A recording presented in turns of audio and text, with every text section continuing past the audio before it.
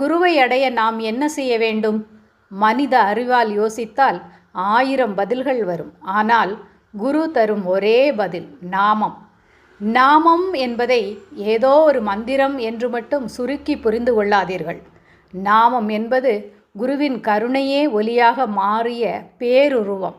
நீங்கள் நம்பிக்கையோடு சொன்னாலும் சரி, சந்தேகத்தோடு சொன்னாலும் சரி, அழுது கொண்டே சொன்னாலும் சரி, ஏன் வெறுமனே சொன்னாலும் சரி, நாமம் நிச்சயம் வேலை செய்யும். ஏனென்றால் நாமல் உங்கள் தகுதியை பார்க்காது, அது குருவின் தீர்மானத்தை நிறைவேற்றும்.